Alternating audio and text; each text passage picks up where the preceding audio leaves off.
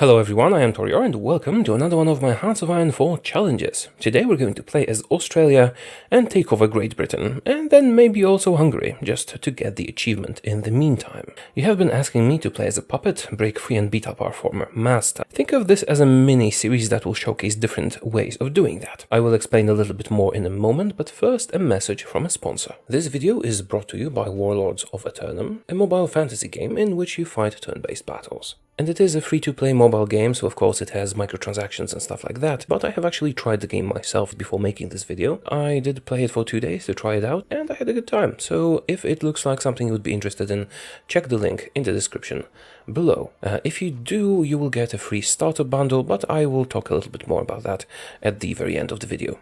Alright, back to the game. So, I'm gonna do a video as Australia, showing you the sneaky and peaceful way of doing that. And I'm gonna do a video as the Raj, showing you the full-on aggressive, guns blazing, with no sneak attacks way of doing that. Actually, I'm doing them kinda simultaneously, so not sure which one will go up first, but I think Australia. I'm in mode, historical focuses, regular difficulty. Let's go. Yeah, I started this already, but something bugged out in the recording, so I'm in Australia too. Right, so what are we going to do? We're going to peacefully transition to freedom and beat up the Brits. By now you probably all know my sneak attack method that I call the Order 66. Some of you love it, some of you hate it, which is why I'm doing these two videos. Australia is going to use a variant of that you can do when you're breaking free as a puppet, but the other video, starting as the British Raj, is not gonna do any such thing and just go guns blazing and invade them normally. So we can compare, contrast and see which method is the best for you. As Australia, we start as a Dominion and we can get free relatively soon. Of course, we have to switch our ideology because democratic countries cannot attack anyone in the game, and this is our focus tree. Honestly, if you don't have the DLC Together for Victory and you have the generic focus tree for Australia, you will be better off. What do I mean by that? Well, the Together for Victory DLC that focused on puppets added puppet management and puppet manpower usage, which is great, but it also added some focus trees for countries like Australia, Canada or the British Raj. And I do not like those focus trees. They represent a design philosophy I completely disagree with. Though good news is this philosophy was abandoned in the further DLC, the Death or Dishonor DLC that focuses on the Balkans, and Waking the Tiger DLC do not take that approach. What do I mean? Essentially, the dedicated focus trees you get in Together for Victory focus on restricting you. How? As in, you can't switch laws, for example, unless you have a certain focus. You can't employ people unless you have a certain focus, and so on. Essentially, they restrict you unless you do something, and I do not like that philosophy. It's much better if you get something extra rather than get restricted. It's more fun. But as I said, Paradox revised that later on, and the later DLC don't have that problem. Anyway, we're going to manage with the dedicated focus tree. First, we have to break free from the British rule, of course. Let's do never another Gallipoli. We need no distant king. Exactly. Let's start. Now let's have a look at our army. We have 3 templates: Infantry Division, Cavalry Division and Armored Division. We're going to train exclusively Armored Divisions. Why? Because I need a lot of them. Then we're going to switch them to something else. And I don't have enough army experience to modify them. Let's switch all of you to Armored Divisions as well. Essentially, I don't have manpower for a lot of divisions, and I do need a lot of divisions, so that's how we have to play this. We are not going to be producing tanks or a proper navy. Our economy is not strong enough for that, but we can use the changed template to have a little more units in the field. They will soon get manpower from the units I just switched. As for research, we only have 2 research slots, which is not amazing. Let's get a doctrine. This time we're going with superior firepower. As for factories, let's get some military ones. And that is about it. Let's unpause and go. Now, if we had army experience, it would have been much easier to do this, and this will have to do. We don't actually need tanks to deploy tank units. It's enough that we have the infantry equipment necessary, because we only need them to be trained to 20% to deploy them. See, we can't hire a silent workhorse unless we support the policy of appeasement. I know this might make the focus tree a little bit more interesting, but to me as a player it is mostly annoying. But again, as I said, later they abandoned that philosophy, which I am very happy with. Rhineland has happened, and we are distancing ourselves from the Commonwealth. Now, this keeps us detached yet democratic, this keeps us non-democratic, so of course we're going to be moving in that direction. We're going to need to be fascist to make use of Germany. Let's start deploying these units as soon as it is possible. We want as many as we can get. How many do we have? We already have 15 units, which is going to be great. Now, we can't take any further focuses here until we have sufficient autonomy. Now, we'd like to establish the Advisory War Council, but we're not allowed to do that yet either, so instead let's just get some military bonuses from here. Let's go to free trade. Right, we managed to get to 32 very weak units. Let's get some land doctrine bonuses. I suppose I could get rid of the planes to get some more manpower. Let's do that. We'll get the planes back later. Let's do improved worker conditions. Probably should have done that at the very start. Alright, now we're going to wait with the next focus, because in a moment we will be able to support the Centre Party. And here we go. We have done support the Centre Party. Now we're going to need to hire a fascist demagogue. Here you go, Fergus. And further focuses here are gated. Now, as the support for the Centre Party is going to grow very quickly, I'm actually not going to take a focus for a while, because I can't get the ones I really want anyway. We're going to wait until this reaches 15% and then take the next focus in the branch. Now, at this point, I could completely ignore the focus tree and just do everything on our own through here, but the focus tree can give me some extra stuff as well. Let's supply Indonesian nationalists. Britain is sending me stuff, thank you. I'm not going to be using them as tanks anyway, but thanks. Now I'm going to have to station one of these units in each of the British puppets. That is not us. How are we going to do that? Manually. Let's just put them at a port and send them to the appropriate locations. One goes to New Zealand, one goes to Malaya, one to the Raj, one to South Africa, and one to Canada. The rest will be split in 2 armies that are going to take over Europe for us. Oh, I have quite a lot of skilled generals. Alright, Leslie, you are going to be my field marshal. Just because Moore's head sounds cool. Let's make him offensive and charismatic and an organizer. As for generals, let's just use the highest level guys. Where are we going to send them? Well, Europe, of course. For now, all of you are going to be stationed in the south of Britain, but then some of you will go elsewhere. Now again, we're going to be using a variant of the Order 66 that works well for puppets, but to appease those that hate it, the next game will be played without any such things. Let's do this so we can get a doctrine bonus. Hindenburg disaster.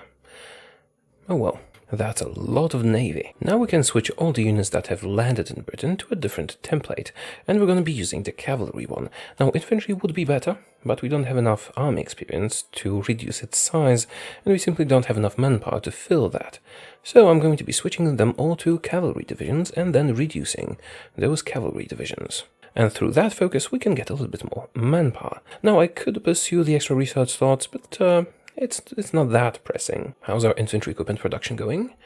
Sufficiently well. Now let's use the army experience we have to reduce the size of this cavalry unit, so we can have them better outfitted in terms of manpower and equipment. You guys just sit tight in Britain for now. Unfortunately, that training cannot give us enough experience to switch them into infantry, and Australia does not have a military theorist to get that experience. Not sure why, but they don't. And now we can support the Indonesian uprising. We are not interested in that in the slightest, but we are interested in getting to these focuses down here. Election, Democratic parties in the minority.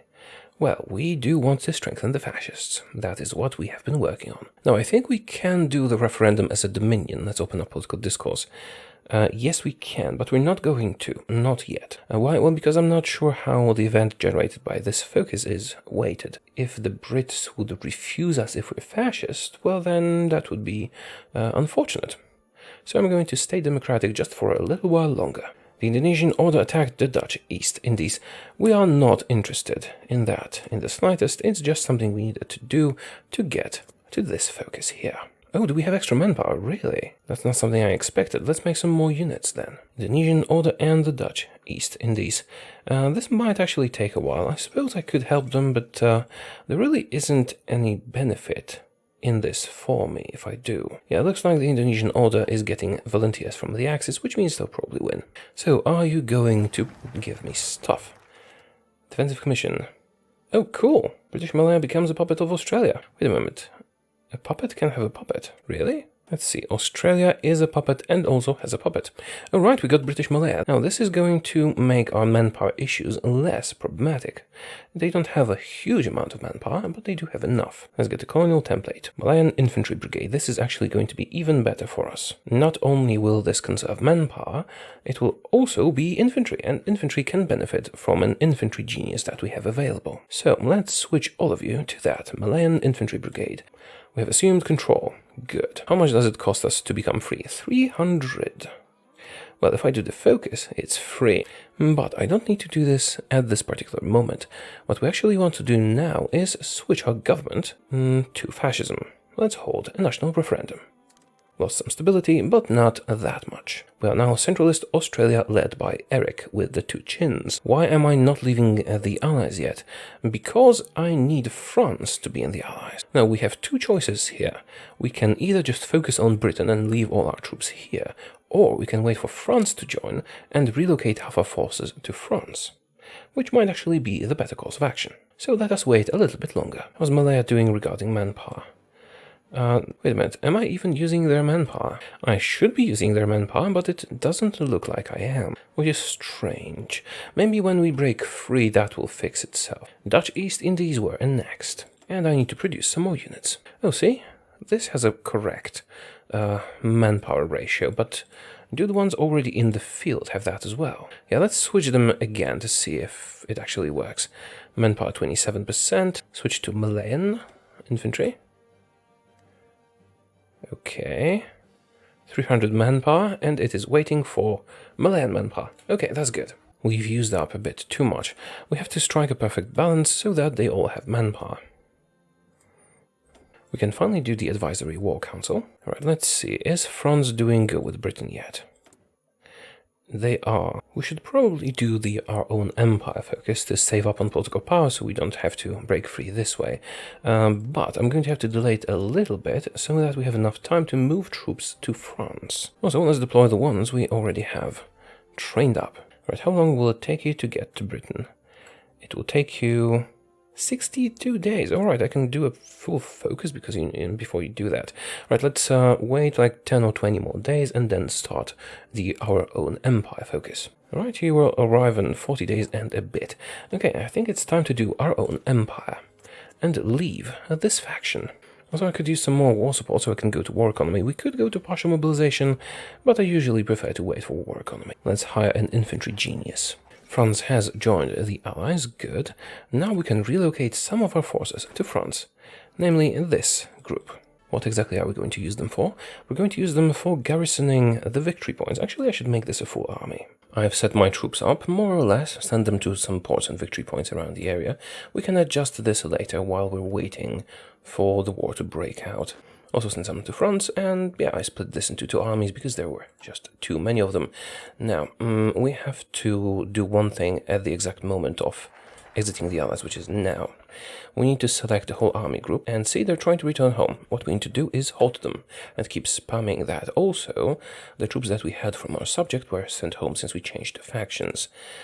Let's request them back, and it seems like they made 2 more units in the meantime. Let's take those 2 extra units, make a new army, and send them to protect our capital and the port. The ones that were left in Britain can just rejoin the army. Also, let's cancel the orders.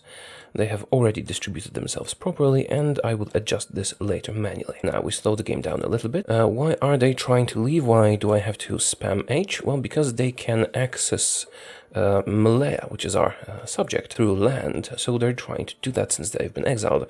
But if we stop them long enough for them to actually regain some organization, then they will stop it. And now they have stopped it, so it's fine. Now also, yeah, I forgot to do that immediately, we're going to attack Belgium. Why? Well, we need to attack the Allies. If the world tension is high enough, Belgium will join the Allies. We can't attack France or Britain directly, though. I will also need a war goal on Hungary, which will take quite a lot of political power to do, but yeah, I'm gonna need to attack them at the right moment. Also, I need to join the Axis, and I need to drive up the world tension so we can go to war economy. Unfortunately, that's going to cost me quite a lot of political power to drive up the world tension, since we have to justify on the United States. That's 3 justifications simultaneously, which is why this is so expensive, but we kind of have to. I also hired a logistics expert and an organization expert, and now we can finally go to war economy. Now, I could cancel this, but this could drop our war support under 50%, in which case we might get some strikes for the war economy, which of course we wouldn't want to happen. As for the next focus, yeah, did I mention I dislike this focus tree? We actually need to do this to be able to go to limited conscription, and even more to go over that. Let's go that way. Now we wait. We have joined the Axis. We're going to attack Belgium and then wait for them to join the Allies and call the Allies in. I will redistribute my troops properly so they don't occupy any provinces with enemy troops in them when the war breaks out, and if all goes well, we will have France surrender immediately and Britain shortly after. Let's speed the game up and wait for the war goals to be ready. If they guarantee Belgium, that's going to be even better for us, but it's not necessary. And we don't really intend to attack the United States, it's just to drive up the world tension. Our guys have no organization and a little equipment, but that's not going to be a problem. We just need them to survive long enough to actually acquire the victory points. Beating Britain will be more difficult than beating France, but if all goes well, then perhaps they will move their troops away, because Belgium will most likely only join the Allies after the war has actually broken out, and then the Brits might send some troops over here to support. There's too much speculation necessary at this point. I should probably relocate them a bit so that we will be sure to have equipment. Shaanxi has capitulated, and we've done citizen military forces, which will finally let us go to limited conscription. This focus tree is just so weak. Fate of Czechoslovakia, right, Molotov-Ribbentrop, and then they demand Danzig. Communist China capitulates. Japanese victory is close. Let's get the 3rd research slot only, and our justification on Belgium is complete. Let's attack. Now, they shouldn't join the Allies yet. They will once Germany starts attacking. But it can be a good moment to start positioning our troops properly. We will want to make sure they have supplies. The ports themselves are likely to be defended, but we need to stay close just in case they're not, so we can swoop in and take them. That should do it, more or less. How about the north? I'm hoping that at least one of these ports will be empty. Same goes for Scotland. Italy joins Axis, good. How's my war goal in Hungary, by the way? Yeah, that sounds about right. We'll have 2 months to defeat the Allies and attack Hungary, which should work out greatly. We're denouncing American ideals, don't worry. Actually, I can stop justifying on them right now because I'm already at war, so we will not go down from war economy. Now we can invest in victory, although I'm not sure this will not cancel. This will probably cancel. That will depend on the timing of the wars and so on. Let's also start researching paratroopers. We're going to need them soon. Right, shit's about to go down, so I'm gonna need to leave some of the provinces that have enemy troops in them. At least temporarily. Poland refuses German ultimatum. Germany attacks Poland. Yes. Poland joins Allies. Now, we wait for Belgium to join the Allies. Oh, see? They have left all these important spots for me to conquer. That's what happens when the wars start, sometimes. Alright, let's hope for the best. In the meantime, what's going on in Britain?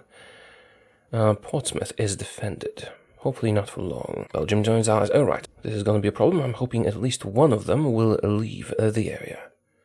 Otherwise, most of these troops will die. Here, go to Brest. If we're lucky, France will surrender to us immediately. Come on, join the wars. Justification on Hungary is ready. This will have to wait. Hopefully we can have this war done in 2 months. Come on, Belgium. Call people in. Alright. France has been called in. Belgium has called France in as our enemy. And do we control Paris? Yes, we do. And a lot of other victory points. Which means France is about to surrender to me. Perfect. Now, let's focus on Britain, because that is more difficult to manage. Oh, unfortunately, they have cut me off from supply, which means I will not be able to get supplies to these guys. That's horrible. Could end in a defeat for me, unless this place is vacated, or London, and we can combine them. Yeah, not so good here. Essentially what I need to do is wait for one of the ports to be empty. Let's slow the game down, because I'm gonna need to micromanage this heavily. Oh, Portsmouth is being left. Perfect. We do have access to a port in Dover, so not all is lost. Newcastle is being left. Perfect. When we move into Newcastle, all these guys will have supplies. But our Scottish offensive is doomed to fail, most likely. Right, France has capitulated. To me.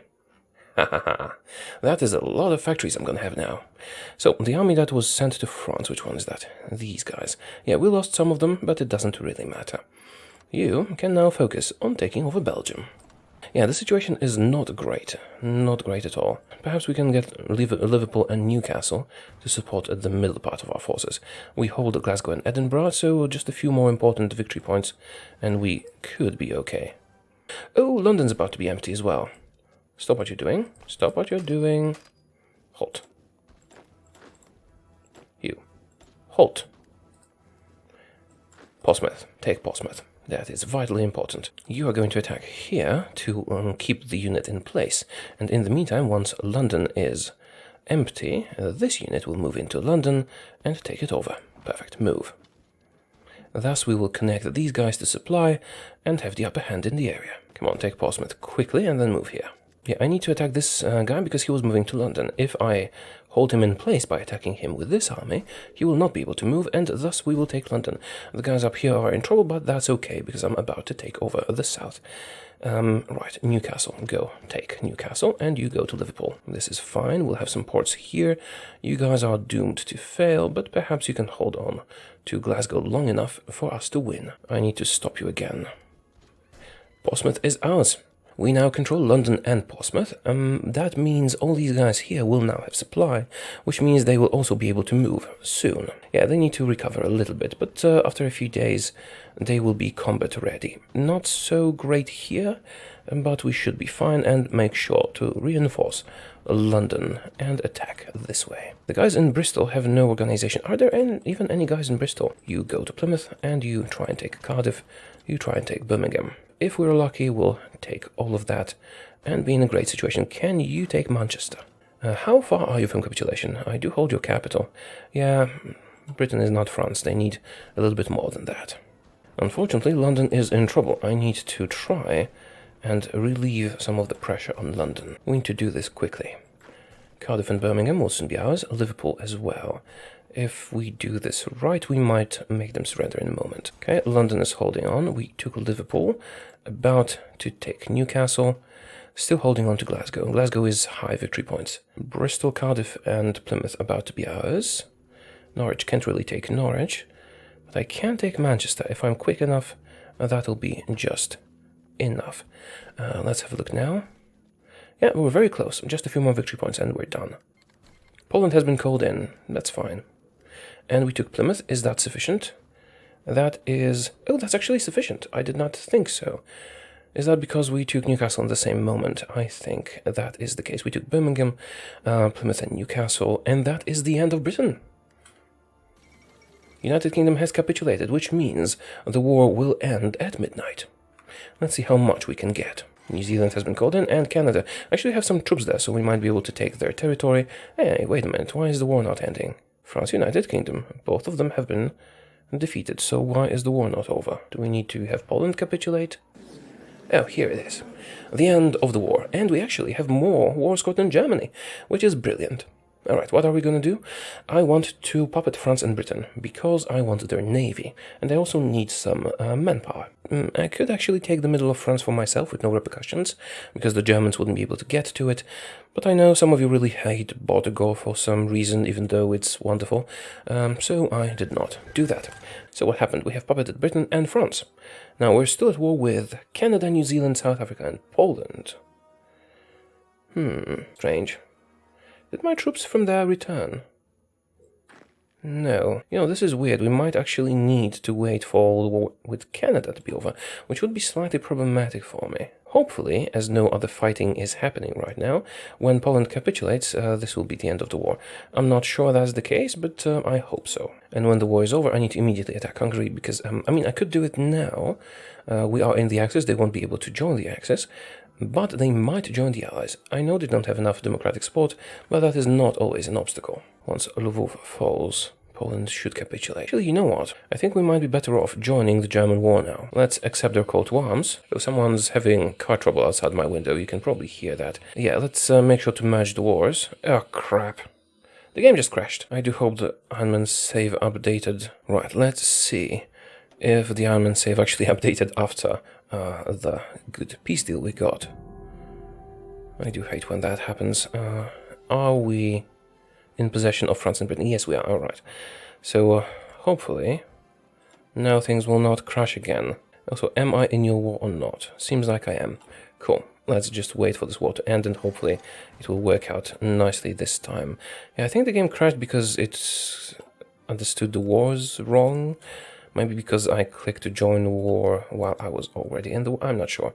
No matter, let's just hope it works out nicely this time. What I'm hoping for is that the war will actually end once Poland is taken, and I won't have to deal with British Raj and so on. Some of the French troops survived, and they are in the British Raj. Alright, Poland should be capitulating now.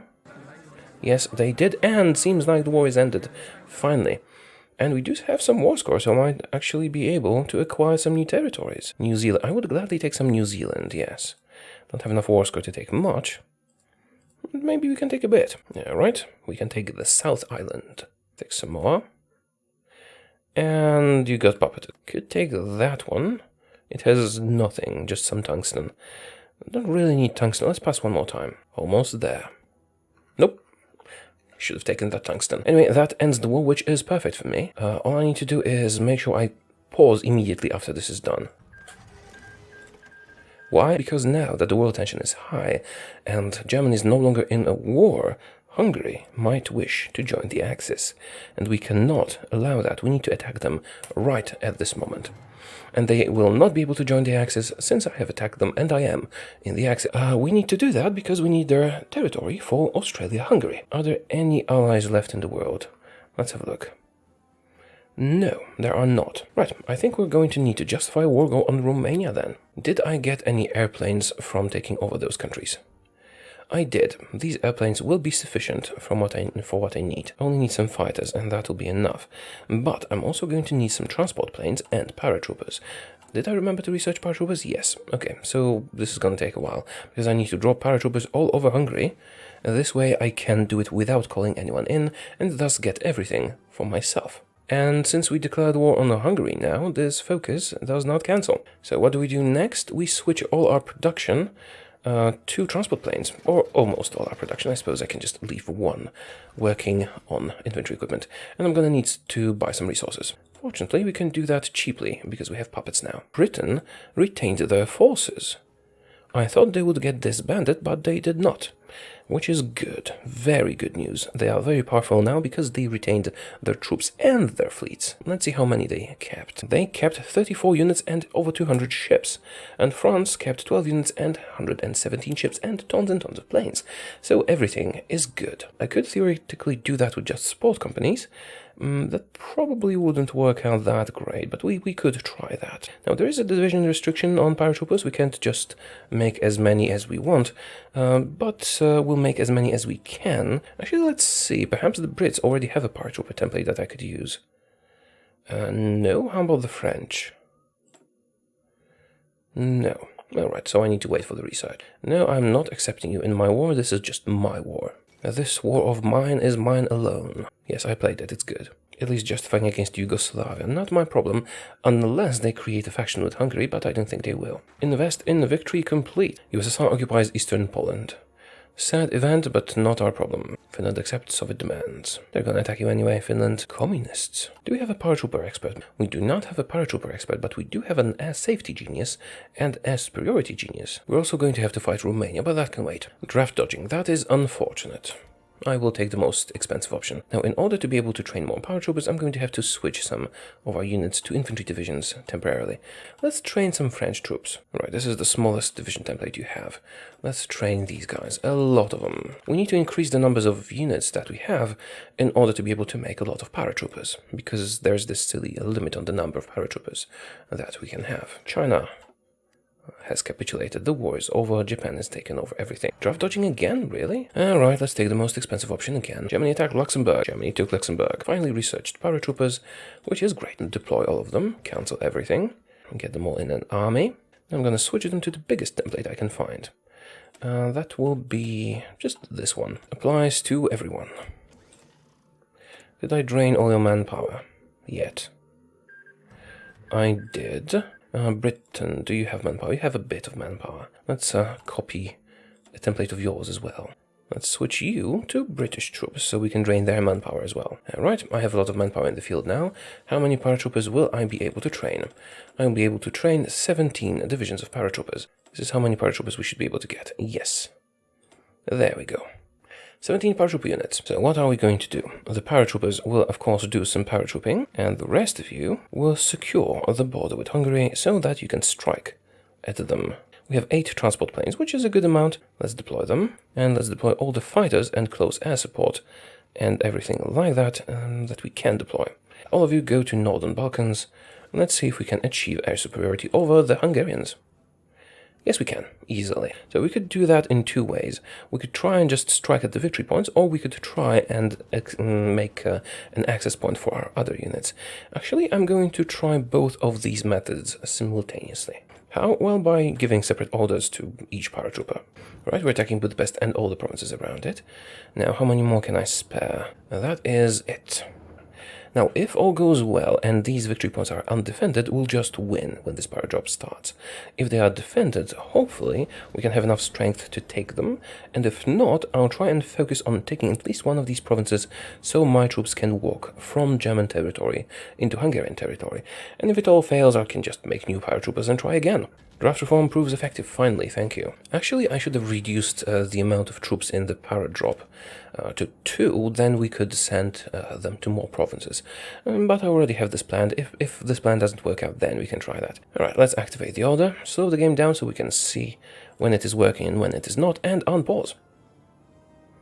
Alright, we took 1 victory point. This one is defended, which is unfortunate. How about Budapest?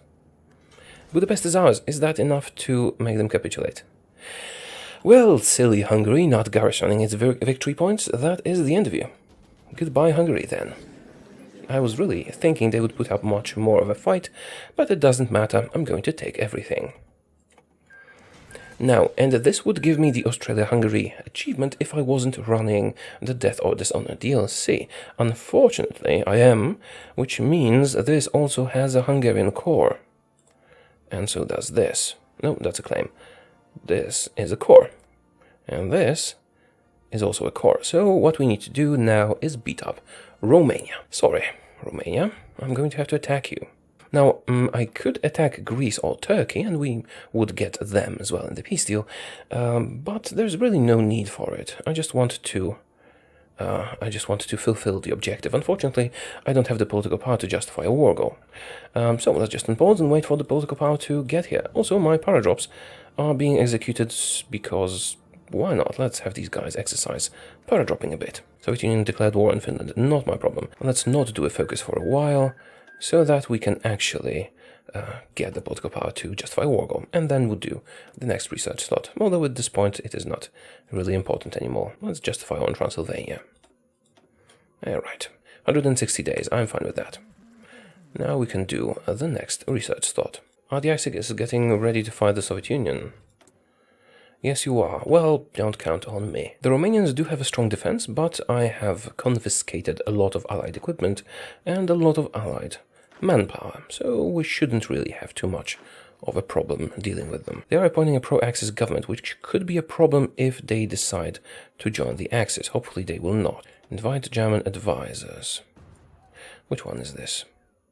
Ah, join the Axis. Yeah, 140 days until join the Axis can be finished by them, and 95 days until I have a war goal on them.